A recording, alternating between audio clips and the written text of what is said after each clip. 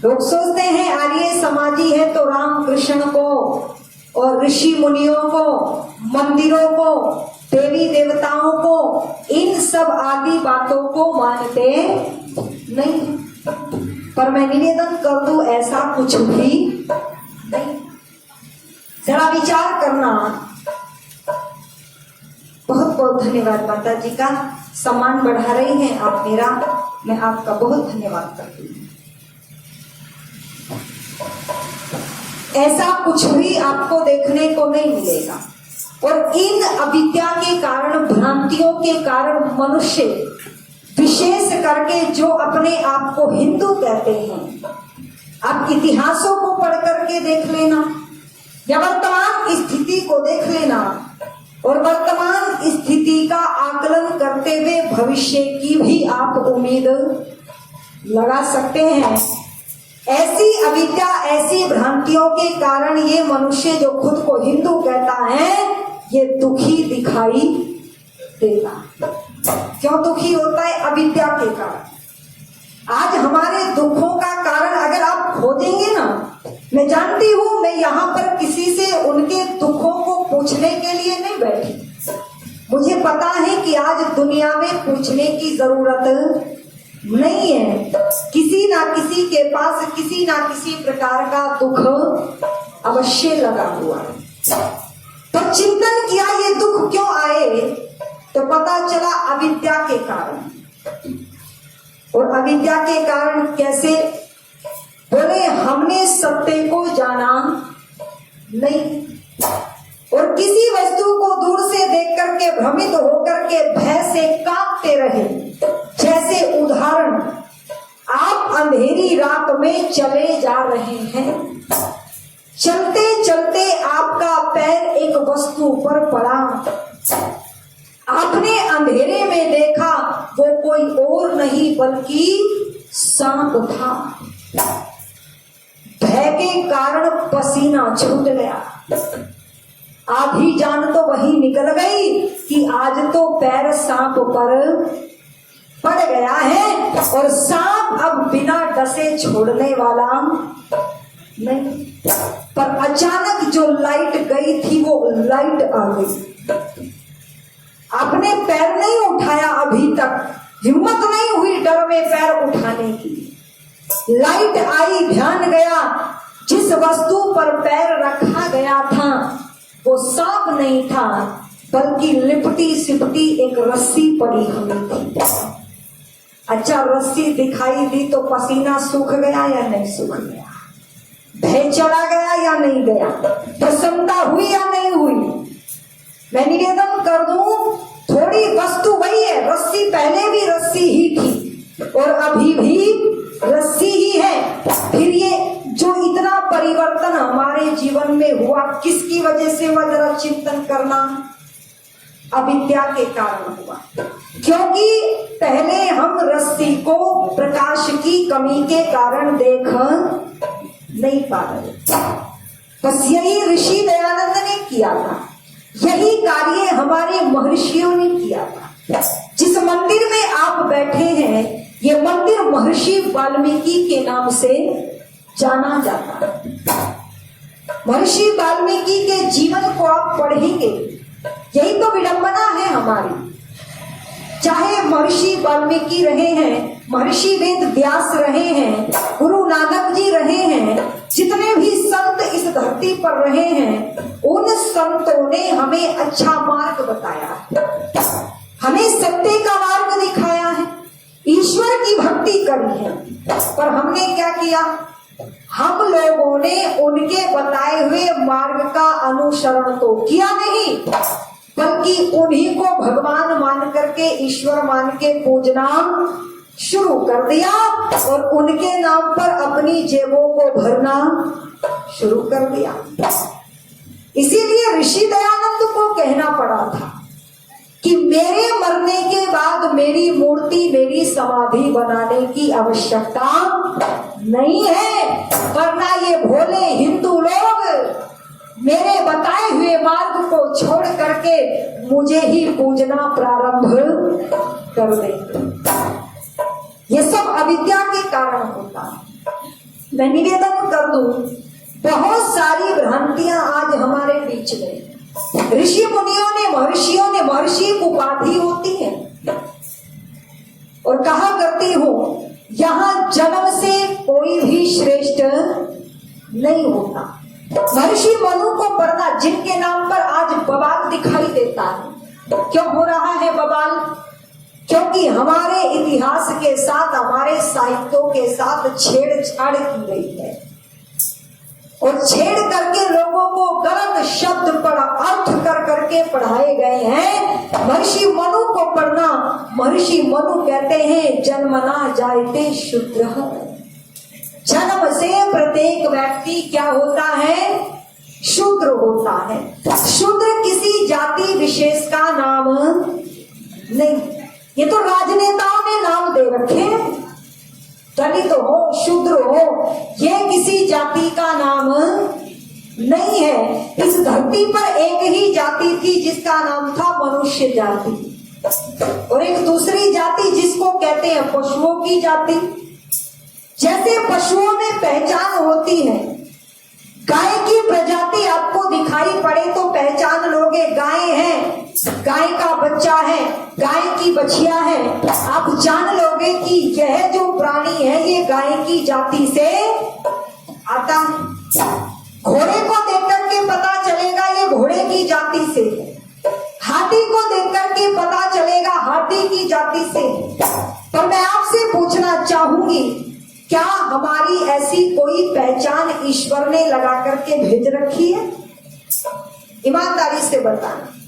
यहाँ अगर हम सब लोगों को देखें तो सब एक जैसे लगते हैं या नहीं लगते हैं? क्यों? क्योंकि ईश्वर ने जाति व्यवस्था में बांध करके हमें भेजा नहीं। उसने तो हमें मनुष्य बनाया था और कुछ नहीं बनाया था। और अगर ईश्वर हमें जातीय व्यवस्था में बांधते तो हमारी कोई पहचान होती। जैसे दूर से घोड़े को देख करके पता चल जाता है घोड़ा है, हाथी को देख करके पता चल जाता है हाथी है, गधे को देख करके पता चलता है गधा है। वैसे ही आज तथाकथित जो जातियां बनी है, ब्राह्मण है, जाट है, गुर्जर है, दलित है, शूद्र है, जो भी कुछ है, तो ईश्वर अगर बनाता तो पहचान कोई निशानी लगाता या नहीं लगाता? लगा देता। बुरा तो मत मानना कोई बैठा हो, पर अगर ईश्वर ऐसे बनाता ये ब्राह्मण है तो उनके बड़े बड़े कान लगा देता ताकि दूर से पता चल जाता ये ब्राह्मण जाति के लोग हैं। जाट, गुज्जर, जो भी अन्य जातियां हैं, किसी की पूंछ लगा देता, किसी के सींग लगा देता, किसी के बाल उगा देता, किसी का मुंह तिरछा हो जाता, किसी की आंखें दाएं बाएं होती, यानी कि कोई पहचान होती। पर इनमें से बिना बताए हम पहचान नहीं सकते। जानते हो क्यों? क्योंकि ईश्वर ने जाति नहीं बनाई, हम इनको अपने स्वार्थ के लिए ढो रहे हैं। और जाति तो सरकारों ने बनाई है, किसी और ने नहीं बनाई। जाति किसने बनाई? सरकार ने। एक मंच की बात करते हैं और तोड़ते रहते हैं। जब हम किसी सरकारी दस्तावेज में कुछ कार्य कराने जाते हैं तो बताइए जाति प्रमाण पत्र कौन मांगता है? सरकार सबसे पहले मांगती है। मांगती है या नहीं मांगती है? मैं निवेदन कर दूं, जाति तो सरकारें बना रही है। और ऋषि दयानंद को पढ़ना, ऋषि दयानंद ने तो यहाँ पर भटके हुए मनुष्यों को आज कोई जाति बंधन विशेष लेकर के नहीं चले। और एक बात और है, महर्षि मनु के सिद्धांत को लेकर के मैंने कहा ऋषि मनु लिख रहे हैं जन्मना जायते शूद्रः, जन्म से सब शूद्र होते हैं। कर्मणः द्विज उच्यते हैं, कर्मों से सभी ब्राह्मण बन सकते। आर्य समाज का एक ऐसा मंच है, जिन लोगों को भ्रांति है वो सुनेंगे ध्यान से। अगर अपने आप को शूद्र कहने वाले, अपने आप को दलित लोग मानने वाले श्रेष्ठ होना चाहते हैं तो ऋषि दयानंद और वैदिक पद्धति में आकर के वह भी ब्राह्मण कहलाने के अधिकारी होते हैं। कर्मों से व्यक्ति महान होता है, जन्म से कोई भी महान नहीं होता। पर हम तो ठप्पा लगा करके पैदा हो गए, शराब पीता है, मांस खाता है, लोगों को सताता है, शराब बेच करके धन कमाता है और नाम के पीछे क्या लगाता है, बोले जी मैं ब्राह्मण हूं। ऐसा व्यक्ति कभी ब्राह्मण कहलाने का अधिकारी नहीं। और भले ही जिसको आप दलित कहते हैं, बहुत बहुत धन्यवाद, जिसको आप शूद्र कहते हैं, जिसको आज सरकारें जिसके नाम पर राजनीति कर रही है, अगर वो 6 काम करता है जो ब्राह्मण के 6 कर्म होते हैं, तो निश्चित रूप से वह पंडित बनने का अधिकारी होता है।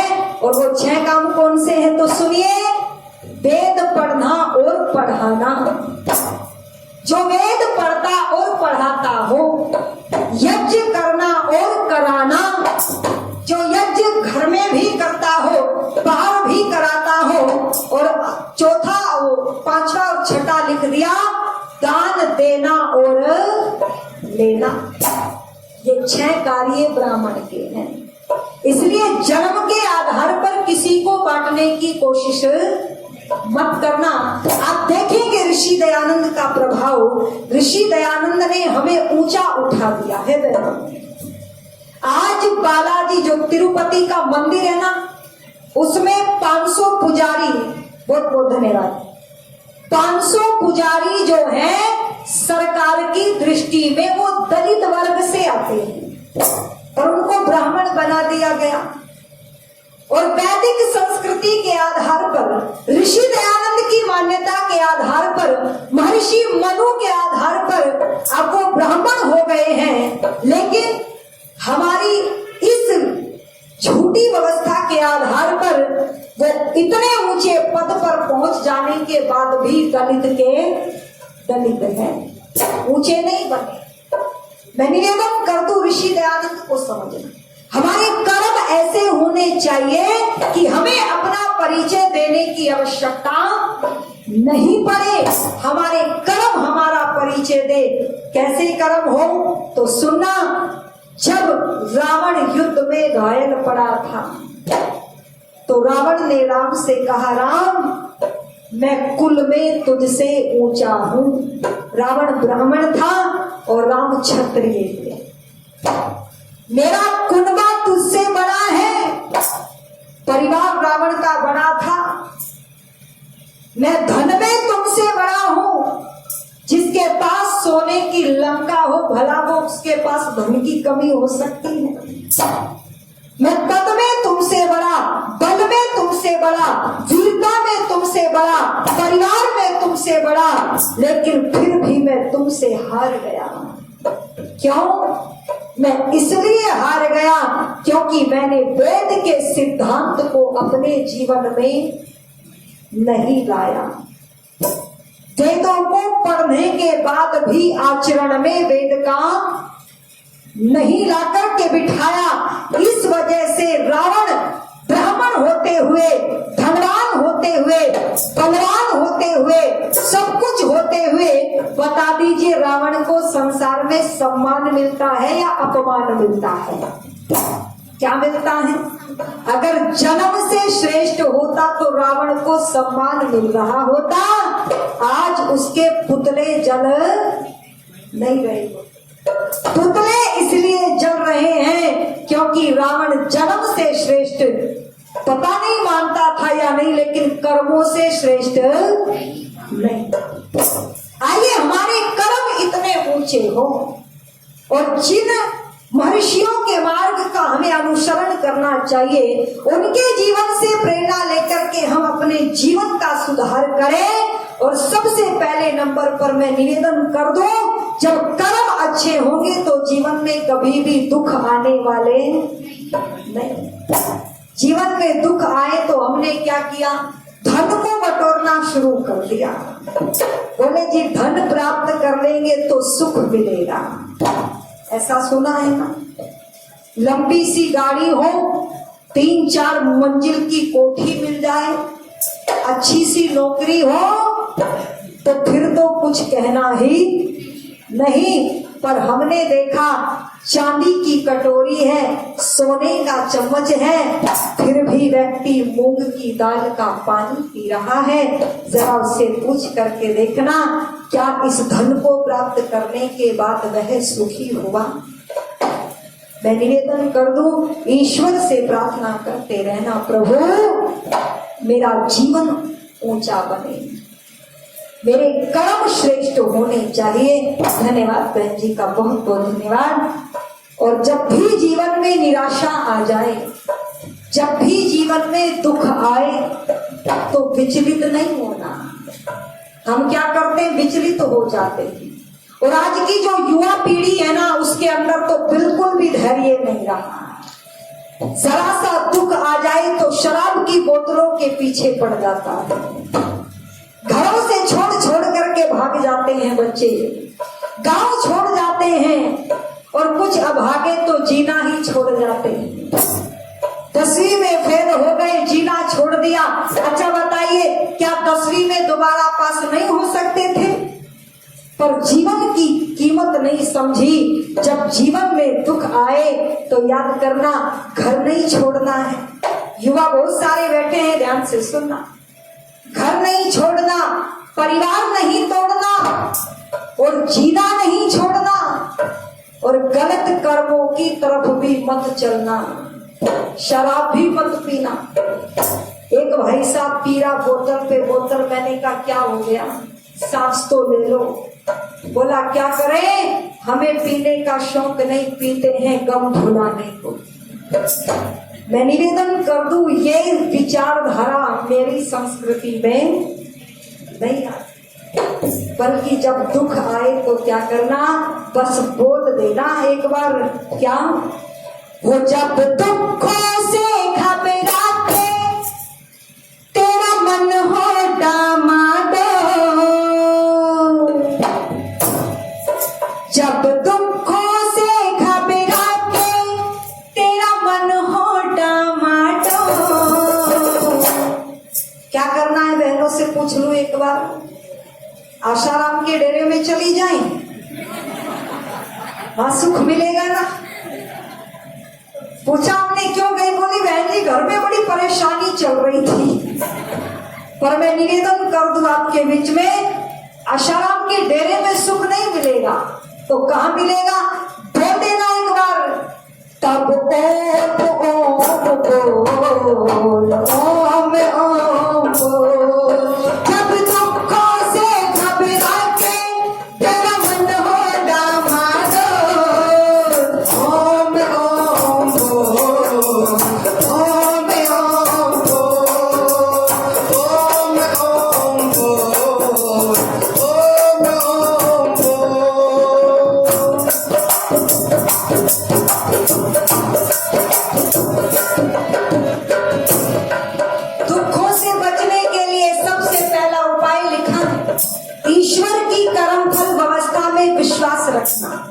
जानते हो लोगों के दुखी होने का कारण, लोग अच्छा काम भी लोगों को दिखाने के लिए करते हैं और बुरा कार्य भी लोगों से बचने के लिए नहीं करते हैं। इसलिए नहीं कि ईश्वर देख रहा है, अच्छा काम करे तो बोले लोगों को पता चलना चाहिए, और बुरा काम करे तो बोले लोगों को नहीं पता चलना चाहिए।